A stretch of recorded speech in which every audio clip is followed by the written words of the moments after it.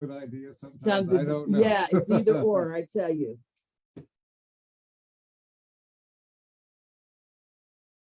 She's gonna knock, she said.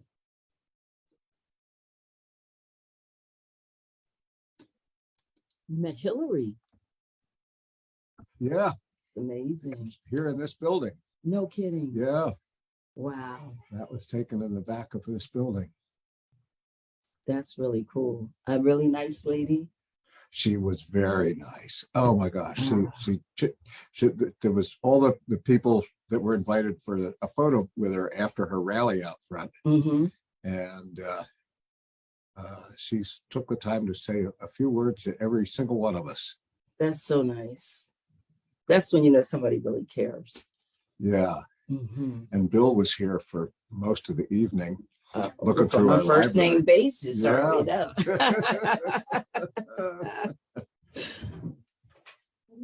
Okay, Thank great. Well, good evening, everybody. I'm David Morrison, Executive Director of Historic Harrisburg Association, and I'm joined tonight by Katrina Baltimore, who is President of the Civic Club of Harrisburg. And Katrina and I are going to be jointly presenting tonight's program, Women Preservationists and Visionaries, Stepping Forward, Looking Back. And it'll be a PowerPoint presentation with commentary by the two of us, and it will start in just a couple of minutes. But first of all, good evening to you, Katrina. Well, good evening, David. It's a pleasure to be here. Great. It's always a pleasure to collaborate with you, and I think we're going to have a little bit of fun tonight. Absolutely. Great. Before we get started, I want to announce a few upcoming activities. Our April program on Monday, April 24th, will take place. There's always a little bit of confusion as to whether it's a virtual program or live and in person, but April, we will be live and in person, but we will be at the King Mansion on Front Street. And the subject that evening will be historic preservation and conservation at the White House. And the presenter will be Professor Jean-Paul Benowitz of Elizabethtown College, who is one of the top experts on the history of the White House, and he lectures extensively on that subject. So we wanted to have plenty of room for a large audience. So the King Mansion is very graciously allowing us to use their main ballroom auditorium for that evening's program. It'll start at 6 o'clock. We will also make it available virtually. So you'll have the option of viewing it virtually, but we hope you'll come in person, because not only is that our monthly program, but it's our annual meeting. So we'll have a very brief annual meeting before we start Professor Benowitz's program. So with that, Katrina, let's get started. And I'm going to grab this, and we will advance the slides, I think. There we go. There's my lady. Now we're starting. Myra Lloyd Dock really is the centerpiece of our program, and we admire her very much as a founder of the Civic Club, but also of so many other amazing things that she accomplished in her 92 years of life, not only here in Harrisburg, but she made herself, made an impact in Europe, in England and London, and throughout the United States as a campaigner for environmentalism, as a campaigner for women's suffrage. For example, she was 67 years old when women got the right to vote. She could finally vote in the election of 1920. So that didn't stop her none, did it, David? No. All the things that she's done. She accomplished a lot of things without the right to vote, and especially the launching the City Beautiful movement in Harrisburg. And that's what I'm very proud about her, because she was one of our founders of the Civic Club of Harrisburg, very well educated, very well traveled abroad quite a bit. And I always say this famous story to me because it just sticks with me. One day she was coming back from Europe, and she came back to Harrisburg, and she looked around and she said, "This city is a mess." And so she started whispering in ears of the women of the Civic Club of Harrisburg, and she was clever enough to whisper in the ear of Horace McFarland, who was well known as the international seed man. And he was very educated in marrying plants and seeds and coming up with different kind of roses and trees and bushes. So that was very clever of her to connect with him. And that's part of where the Harrisburg beautification started, you know, with those two. So way to go, Myra. Yes, she took slides. She was a great photographer, and she created a slideshow of the capitals of Europe and Vienna and Paris and London.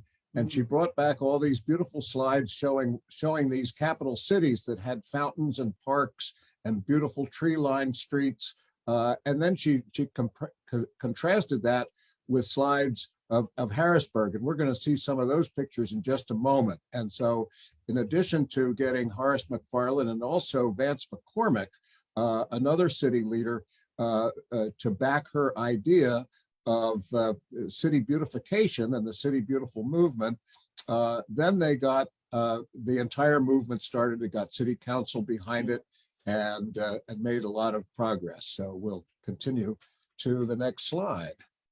And if I just may say, she just visited us, David.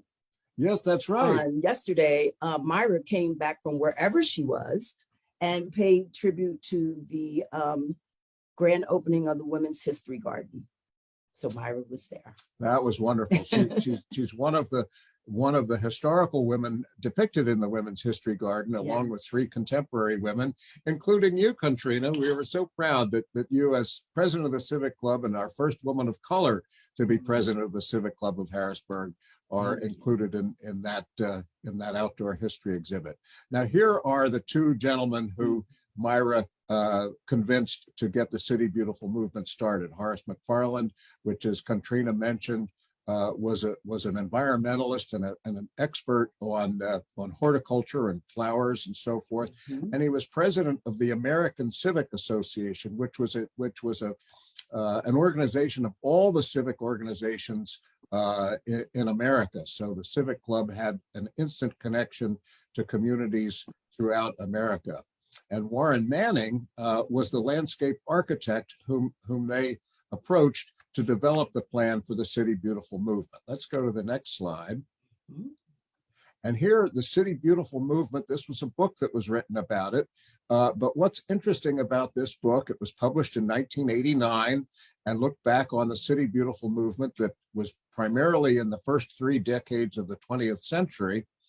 But for the cover of the book, what's that? That's State Street in Harrisburg. Yes. So in other words, Harrisburg was considered cover material for this book, which also told about the City Beautiful movement in Dallas, Texas, in Denver, Colorado, and others much larger cities than Harrisburg.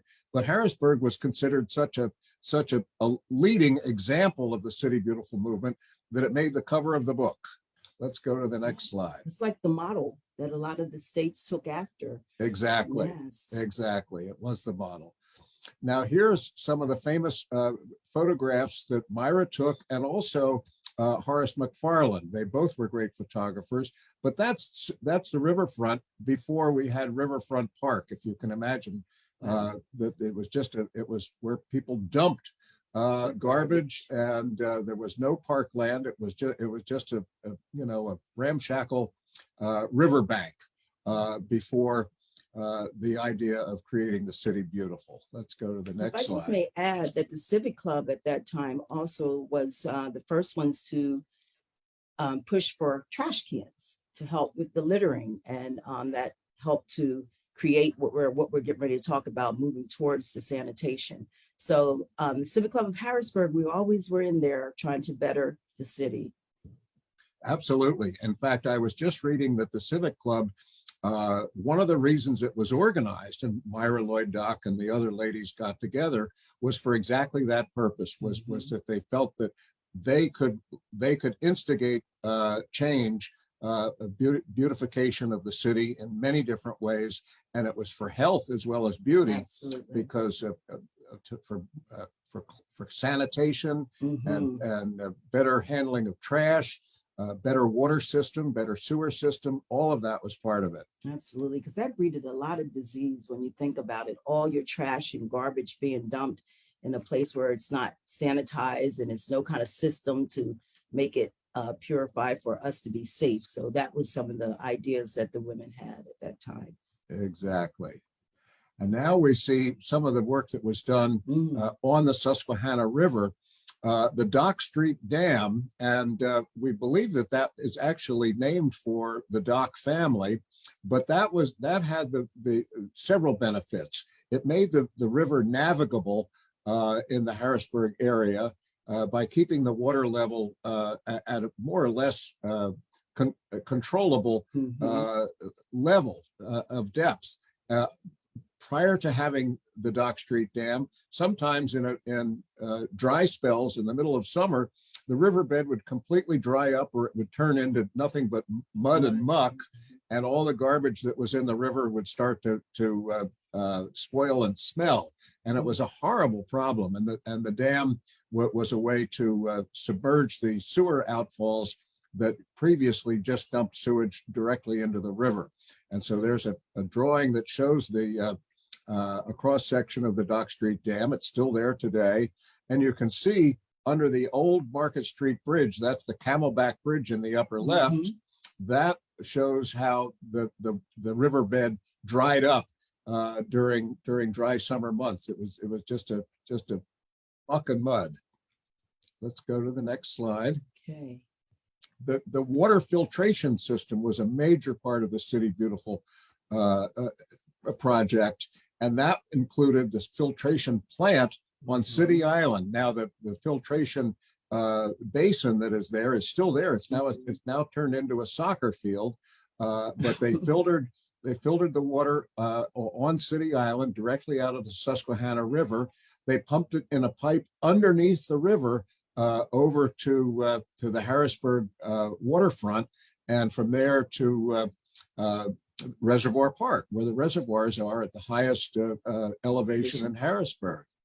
So we had technology going on all the way back then. Absolutely. It was cutting edge technology. Way back then. Yep, absolutely. Okay. This shows the riverbank before and after the steps were put in 1916. They added the steps, and now that you think of those steps as a great way to walk down to the river's edge and enjoy the Susquehanna River. But what a lot of people don't realize is there's another very important function that those steps and that walkway provide. Underneath that walkway is a very elaborate stormwater handling system for all of the water that comes off through the city storm sewers, and the gutters of the street intersections and so forth, separate from the sanitary sewers, which come out of our houses. But the street runoff was handled so that it would go down there and go directly to the sewage treatment plant down near the Dock Street Dam. So they celebrated the fact that these improvements were made by having the first Capona, and that, I believe, is a picture of all the people who gathered for the first Capona in 1916 on the newly completed riverfront steps. And I bet a lot of folks don't even know that. That's a great point to make everyone aware of, because when I think of the Capona, I think about festivities and getting together and good food and, all the different vendors that are going to be there. But this is the reason why. And I have a question. Is that where our steam heat comes from underneath there? Well, there is a steam system in Harrisburg, but I'm not sure that it's connected to this. With that system. I should have asked that question now before. When you see the large black pipes running all the way down Riverfront Park that were put in they're temporary. They went in a few months ago to handle the storm water temporarily while they make improvements to the pipes that are underneath the steps on Riverfront Park. Wow. Because all the pipes, they're over 100 years old, and in some places they're collapsing. So they're going to put a sleeve the entire length of those steps from the governor's mansion to Shipoke, inside the pipe, and that sleeve will be like to restore the pipe so it won't leak anymore.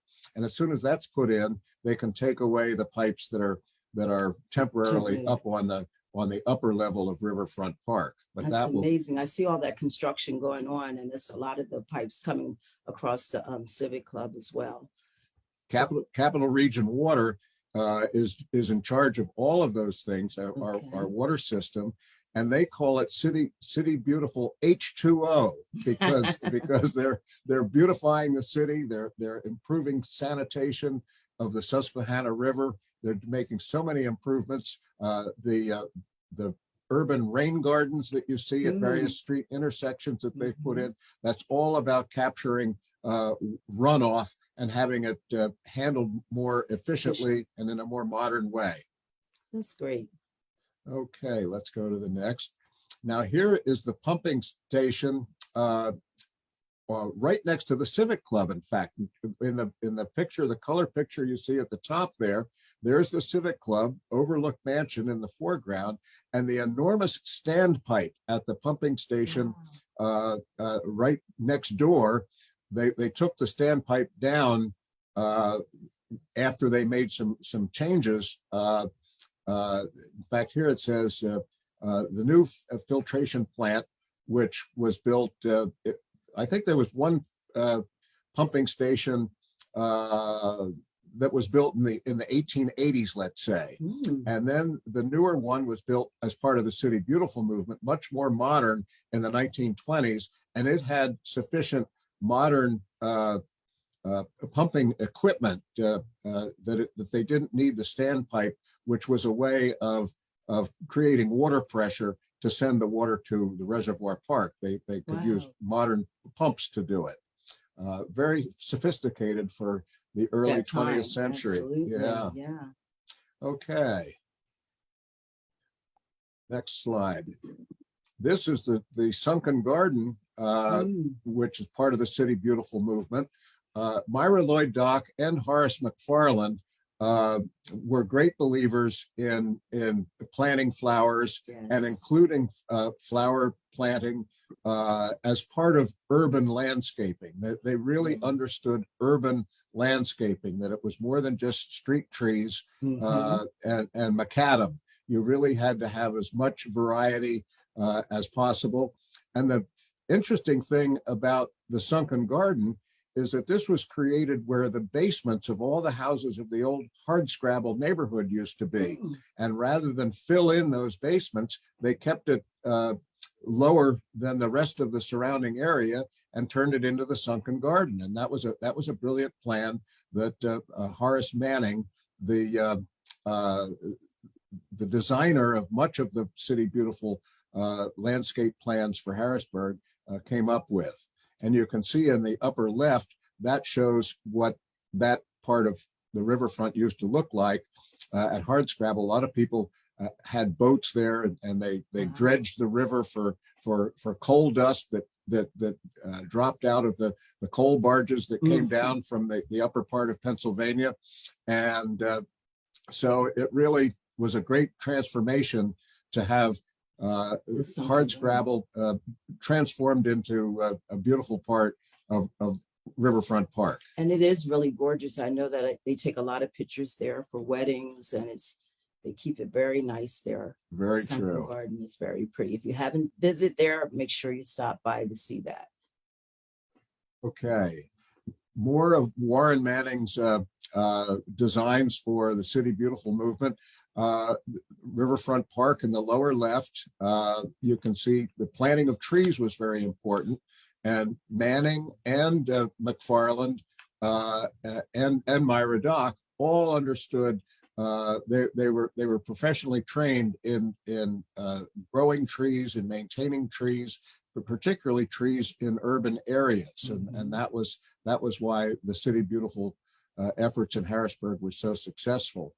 And there you see in the color picture at the bottom right, the entrance to the new Market Street Bridge. In the 1920s, the bridge was even part of the City Beautiful movement. That's really the gateway into downtown Harrisburg from the West Shore, or the gateway to the West Shore from Harrisburg, a very important spot in the design of Harrisburg. Crossing the river, it wasn't just about getting from one side to the other. It was about experiencing the arrival into the capital city of Pennsylvania. Very clever how they did that. Let's go to the next. And here's the last slide depicting the City Beautiful movement. As the movement was winding down in the 1920s, a number of monuments were installed for a couple of reasons: to memorialize the World War I and the sacrifices of World War I. In the upper left, you see the Firemen's Memorial, and that's right at the northern end of the sunken garden. So many Harrisburg firemen went to World War I that there's a list on those plaques of probably 200 or 300 firemen who served in World War I. Just firemen, not the whole male population. The other statue that's there is the Doughboy, and that's what you see in the lower left. And that was such a horrible war. Every time that they had to go over the top, they called it, get out of those trenches and charge the German machine guns. It was just a deadly and courageous thing to do. It was a horrible war. The monument on the lower right, that is for the Sacrifices of Women monument. So again, the role of women is, and I think Myra Lloyd Dock had something to do with this, because she was involved with many of the monuments that went in, but also this is at Front and Clinton Street. So it's a couple of blocks north of the sunken garden. You can see it today. It depicts the role of women as nurses during World War I, the role of women in industry and factories during World War I, and the role of women on the farms, because many of the men in the farming families were sent to war. So the women had to do the farming. And that's a wonderful monument to the sacrifices of women in Harrisburg. And lastly, the monument on the top right is the City Beautiful monument itself, and that is beautifully restored. The Junior League of Harrisburg helped restore that about 20 years ago, and it lists all of the accomplishments of the City Beautiful movement, as well as 20th century accomplishments, 21st century, or I should say late 20th. So in the 1980s, 1990s, there were a lot of other things for improving City Island after it had been in such disrepair, as well as the park system. So this commemorates the original City Beautiful movement, as well as some of the later improvements that were done in Harrisburg. If I could just add, during the World War I, the women at the Civic Club rolled bandages for the soldiers. So we were very involved with the Red Cross at that time. So the Civic Club of Harrisburg always had our hands in where we could help serve, even back at that time. Absolutely. And we're going to see more of that Red Cross involvement. Now, here's one of the first women, even before Myra Lloyd Dock. Sarah Haldeman Haley was a philanthropist of the 19th century, and she bequeathed her house and her garden for the Harrisburg Public Library. Now, just earlier this year, the library dedicated the expanded campus there at Front and Walnut Street that includes, it's now called the McCormick Riverfront Library, to honor Horace, I got this right, Horace McCormick? Is that who it, yep. Okay. And her home next door, one of the houses of Governor's Row, is now connected to the library, and it doubles the size of the library campus there. Wow. It's a beautiful project while preserving those beautiful old buildings. And she provided the funds to build the library, as well as the land to build it that used to be her garden. Okay. Gertrude McCormick was another founder of the Civic Club, and she was also a founder of the Art Association of Harrisburg and the Harrisburg Symphony. So she was quite a leader, and she was married to Vance McCormick, who was mayor of Harrisburg.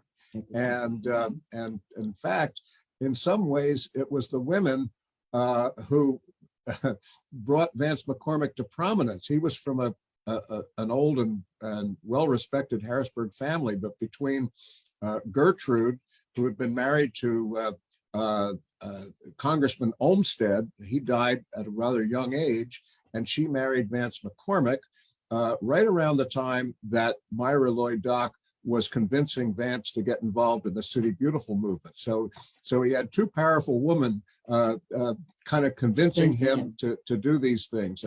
Gertrude McCormick and Myra Lloyd Dock, both of them founders of the Civic Club of Harrisburg. So that's why she was an amazing force in the early 20th century. We're very proud of her. And a lot of folks don't know, David, that she helped founded the Art Association. Right. So a lot of, that's very important when you see the connection of the women of the Civic Club just didn't stay in the Civic Club.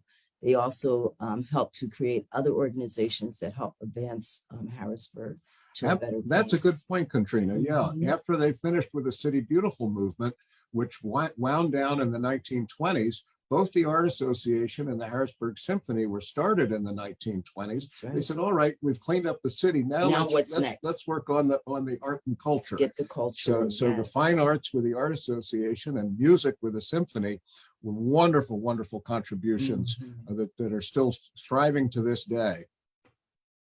Okay. Gabriella Gilbert, and we just honored her yesterday. Yes, we did in the garden, our first president of the Civic Club of Harrisburg.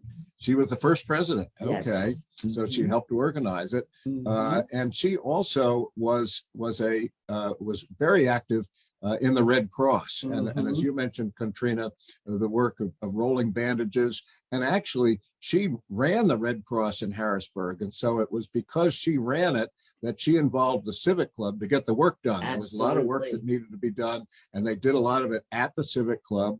But the Red Cross really thrived under her leadership. Yes.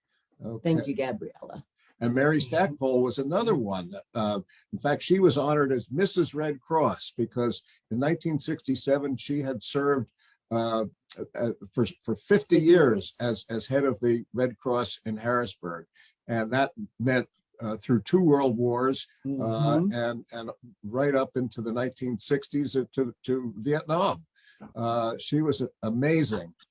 She was a delegate to 6 national Republican conventions, and she was in the Electoral College in 1952. I just learned this a couple of days ago. That was the Electoral College that confirmed the election of Dwight D. Eisenhower and Richard Nixon in 1952. And I have an article here from the Philadelphia Inquirer in November of 1952. So just a week or so after the election, it says here are the 37 electors who will go to the state capitol and sit in the Senate chamber and ratify the election of Eisenhower and Nixon on the 15th of December. And the article says, and I'm going to read this here because it's very apropos to today, that if Mr. Eisenhower should die before December 15th, a lot of people are concerned over the dangers involved in his forthcoming trip to the front lines in Korea. The Electoral College would have the task of naming his successor. If such a disaster should arise, the Electoral College, according to high Republicans, would choose Senator Nixon as president, but there is no precedent to go by. And then it says, if Mr. Eisenhower should die after the Electoral College makes him president-elect, and before the January 20th inauguration day, Senator Nixon would automatically be president-elect and would be inaugurated on that date. And then it also says the job is to elect the chairman, and Governor Fine will introduce the chairman, and the Pennsylvania election returns are read. Resolutions are read, thanking everybody and making the victory possible. If it becomes the responsibility of the electors to cast their votes, they're under no legal compulsion to vote for Mr. Eisenhower and Mhm. Senator Nixon, but they always vote for the popular winners, the people that won the election. And then this That's newspaper interesting. story says if they didn't, there'd be a terrific howl. Wow. Doesn't that sound familiar? Doesn't it now? So anyway, Mary Stackpole was one of the electors who confirmed the election of Dwight D. Eisenhower, and he came home safely from Korea. He served 2 terms as president, and so that's a great part of American history that Mary Stackpole was involved in. Let's continue. Anne McCormick. Now, Miss McCormick, she was a leader of the Girl Scout movement, and she also was active in the Civic Club. She lived on Front Street, and the McCormick family, they owned what was Dauphin Deposit Bank, so she was very wealthy and very generous. And I know women my age who went to the carriage house behind her house on Front Street, and that's where Girl Scouts had their troop meetings. So she was a great leader of the Girl Scouts. Let's go to I the was next. Girl Scout. Good for you. I was a Cub Scout. Gertrude Nauman. Now she's the daughter of Gertrude Olmsted, and she was a charter member of the board of Harrisburg Area Community College and co-administrator of the McCormick Fund, because as I mentioned earlier, it was her. It was her father-in-law, Vance McCormick, and the McCormick money that created the McCormick Fund. And so Gertrude Nauman was very instrumental in steering some of that money to Harrisburg Area Community College. McCormick Library is named for the McCormicks. And so she had a lot to do with getting HAC off to a good start in the 1960s. Let's go to our next. Ella Frazier. The Phyllis Wheatley branch of the YWCA. Now, this is amazing, and I just found a full-page story from yesterday's Patriot. Tells all about the Phyllis Wheatley branch of the YWCA. Now, that was when the Y system was not only segregated by gender, so you had, you have the YMCA, which women can go to now, but do have the YWCA, which is functioning in a very different mission today than it did back then. But also you had YW and YM CAs for whites and for blacks. That's the way it was up until the 1950s. And so the Phyllis Wheatley branch of the YWCA was located in the old 8th Ward, near the Capitol. All that part of the 8th Ward is gone, but she was highly respected as the executive director of the Phyllis Wheatley branch of the YWCA, which was also referred to as, quote, the colored Y. And the men's colored Y was located on Forster Street, right near where the Labor and Industry building is located today. That was a beautiful building. But after they integrated the Y, they no longer used or needed to have separate facilities. So that's a part of our history, and Ella Frazier did a wonderful job managing that the Phyllis Wheatley branch. Thank you, Ella. Here's another amazing woman, Anna Carter. She was an educator, started out as a school teacher, eventually became principal of the Glenwood School in Edgemont in Susquehanna Township, and was highly respected and honored by the Pennsylvania Department of Education for her lifetime of service. And they named the street Anna Carter Way, and that's where WITF used to be located, in that old Anna Carter Primary School building in Susquehanna Township in the Edgemont neighborhood. Okay. I think we're going to move to some contemporary women visionaries. Yes, indeed. Yes, we have.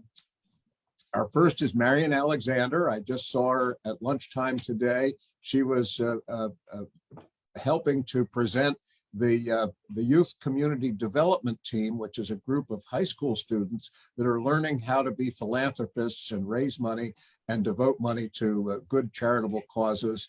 And Marion was very instrumental in that project just today at lunchtime at the Hilton in Harrisburg. And I think that's a great idea to start with children young to understand about the importance of giving back, you know, so that they can know as they are planning their lives, how important it is to volunteer, how important it is to give back, because that's how we keep things moving forward, by what we give back to our community. So true. And if they learn at a young age, it's much more likely to stick with them.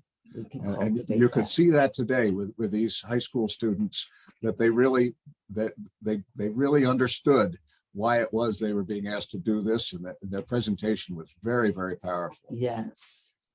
Okay.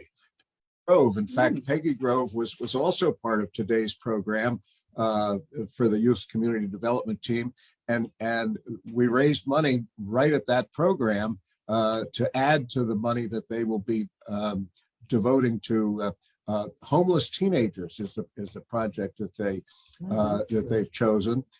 And Peggy said, whatever money you raise today, I will double it. And that's the kind of thing she does. Yeah. She's just amazing. She's supported so many different activities in Harrisburg. Okay. That's something that's not talked about too much, teenagers, homeless teenagers. It does exist, you know, so that may be something that we'll look into supporting at the Civic Club. That's a great idea. So the students today said that they actually had done some research to find out how many, whether it was that they were going to school, but they were theoretically homeless, going to the Harrisburg school system, or just what. There's a real story there, and it does exist. We'll look more into that because that's important. And Janice Black also was involved today with this project. She is the president and CEO of the Foundation for Enhancing Communities. A lot of us know it as TFEC, TFEC. And it directs a lot of charitable money to so many different things in the Harrisburg area. And Janice has been head of TFEC, I think now for 25 years, and it has grown amazingly under her leadership. I think it's 20 times larger than it was when she started. That's amazing. And it really does a lot of good. Janice is just another great visionary, like those women of the early 20th century. We're lucky we have women in the early 21st century doing these great things. She's also a member of the Civic Club of Harrisburg. That's great. Okay, excellent. Holly Leggett, she was the longtime president of the Allied Arts Fund, as well as the Team Pennsylvania Foundation and many other things today. She continues to raise money, sometimes as a volunteer. In those positions, she was a professional. She's done it both ways, and these women really help many important causes to get the support that they need. Okay. Rafika, we honored her yesterday. She's also one of the recipients for the Harrisburg History Garden, and also a friend of mine. Yes. Rafika is just amazing. She had a business in the Broad Street Market for many years. That's when I first knew her. She became the manager of the Broad Street Market when suddenly they needed a manager, and this is going back 10 or 15 years. She's done many things, but she's also known as the founder and the executive director of Ngazi, which is a nonprofit organization which she had the vision to create, and she really is an amazing. She's an activist. She wants to get things done. She believes in causes very passionately. She's a really remarkable woman. Yes, and she teaches farming too, and that's very important when you teach children and family how to farm and to grow their own food. That way you can teach them to be able to provide meals for themselves. And in this day and time, as crazy as it sounds, everyone should have a garden. Even if it's just a small one, you should be growing something, some kind of food, so that you know that your family can eat. Yeah, yes, indeed. And Kate. Kate Barron. Kate was honored also by Yes, she the was. Civic Club yesterday. Yes, she was, Kate. Kate has spent most of her career at the Patriot News, which is now PA Media Group. The Patriot News is just part of that operation, which also includes Penn Live. And Kate has worked her way up the ladder of success, and she's now president of that entire enterprise, both the newspaper in print and Penn Live, which is, I think, the largest online news source in Pennsylvania, larger than anything out of Philadelphia or Pittsburgh, and it comes right out of central Pennsylvania and covers things throughout Pennsylvania. So Penn Live is amazing, and Kate and her staff have really have made that an amazing operation. Okay. Joyce Davis. There's my lady. Joyce is another leader of the Civic Club of Harrisburg. She's also president and CEO of the World Affairs Council in Harrisburg, and she's the opinion page editor at Penn Live. So and that opinion page has really thrived. Yes, it has. Under Joyce's leadership. She really gets the right topics and expresses very meaningful point of view, yes, and gives exactly. you a chance to think about things on the other side, not just what the media tells you. And she's like a mentor to me. Her heart is very good, and she cares about the community and those that are less fortunate and underserved. She really focuses on that. So I appreciate you, Joyce. Yes, indeed. Jenny Roth. Jenny was another person, part of the program today with the Youth Community Development Team. And she has been the CEO of PPONS marketing and advertising business in Harrisburg. She started as an employee there and eventually became the CEO. And she just recently merged PPONS with George Fernandez, has a business called Color and Culture.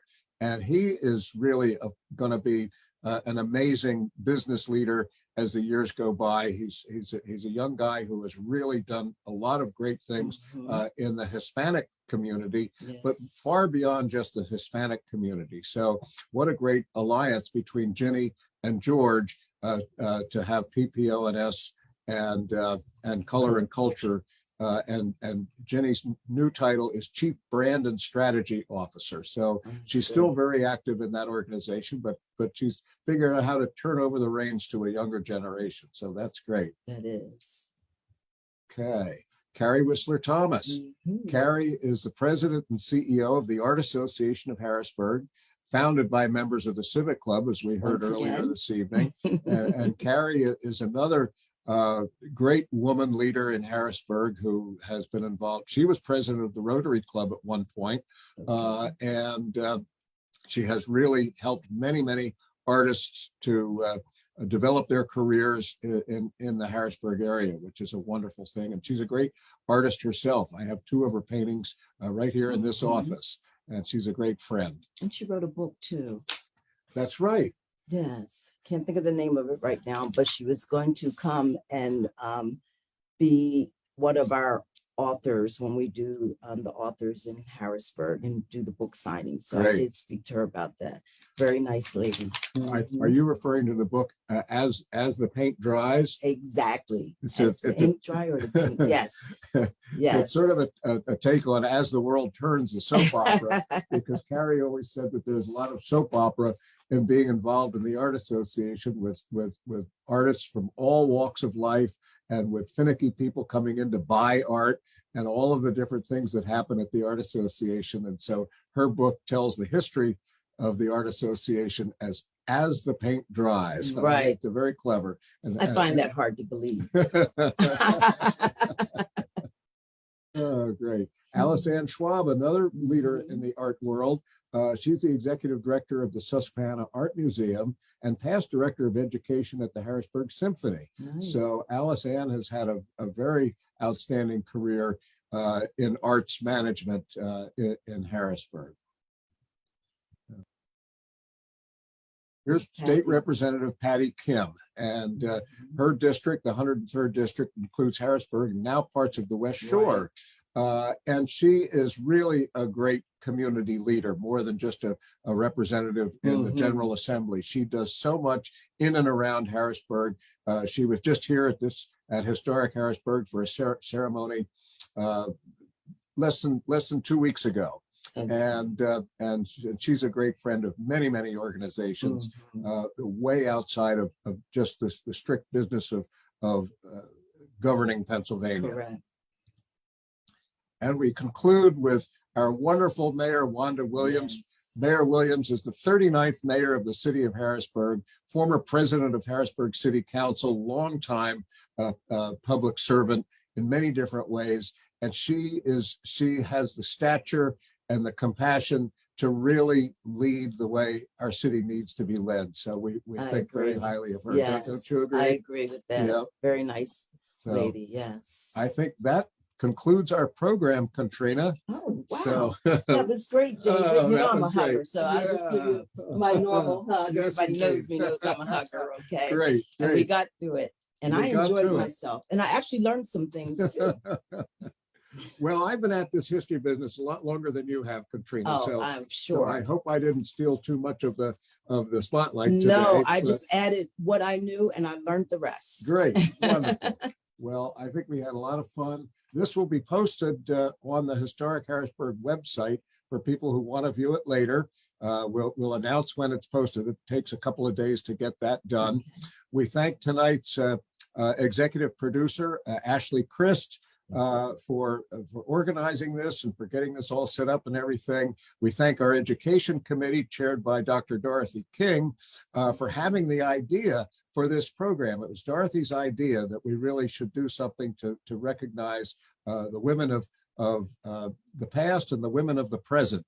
And so she turned that assignment over to Katrina and me, and this is what we're proud of what we've come up with, and proud of how it ties so closely to the Civic Club and shows how the Civic Club for more than a century has been an integral part of city improvement, of urban improvement, and of all the things that are important to Harrisburg and its history and its heritage. If you look, you're going to find the Civic Club fingerprints on a lot of good things. And so we're celebrating that as well. And it's a great time. I think we're so glad that you're the Civic Club president. That's very kind. You're the right person for the right moment. Thank you. I appreciate that. And we actually got it in during Women's History Month. So it couldn't have been a better time to learn so many things about great women. Well, thank you very much, everybody. And join us next month at the King Mansion, Monday, April 24th at 6 p.m. to hear about the preservation and conservation of the White House by Professor Jean-Paul Benowitz. That will be a fascinating program as well. So thank you for tuning in tonight, and we'll see you soon. Bye-bye. All right. That was